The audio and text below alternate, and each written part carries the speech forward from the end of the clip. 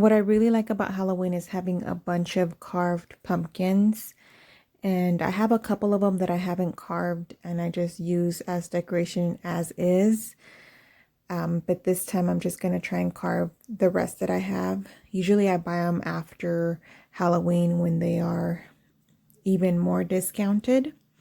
So what I do is I roughly sketch what I want to carve with a pencil first, and then I go over it with a permanent marker.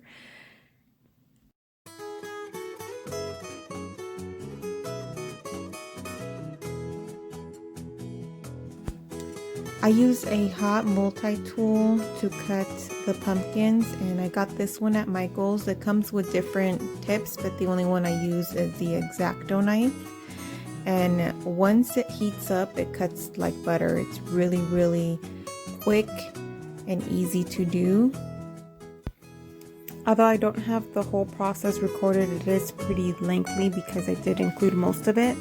If you want to skip to the part where I start adding the tea light, just go to 4 minutes and 3 seconds so you can skip to that part and just see the end of the video.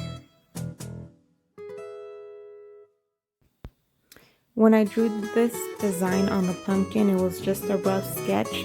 So once I started carving, I started taking out more and more until I was happy with the thickness of the mouth.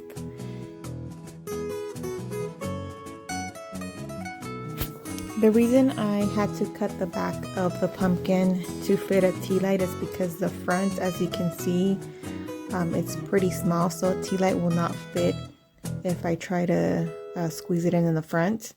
The mouth is pretty flexible, so I probably could have gotten away with pushing the mouth in and then pushing the tea light in, but getting it out was probably going to be hard. So I decided to just cut a hole in the back of the pumpkin, not the bottom or the top.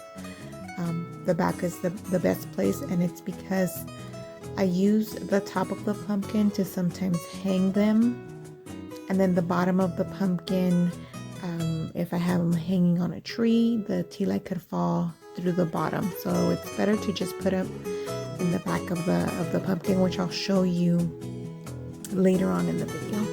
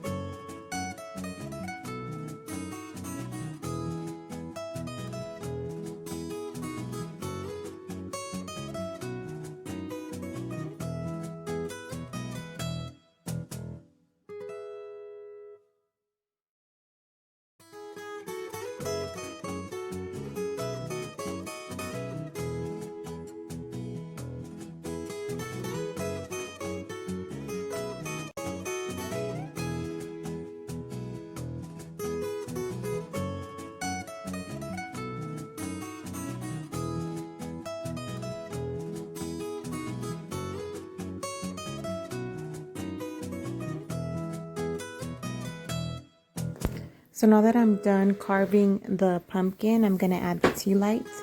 And like I said, it's going to be directly behind the pumpkin.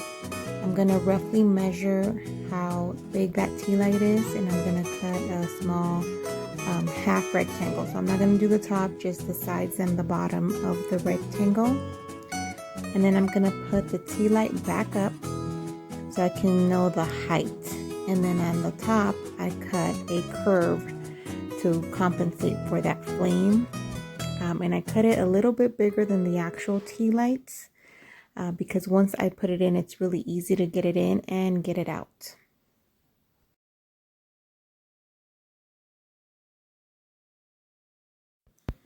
Make sure you save that piece that you just cut because you just slip it right on and it's like you never cut anything. You can hardly see the seam on there, so you just pop it in and it's a whole pumpkin again. And you're all done. Very easy and fun.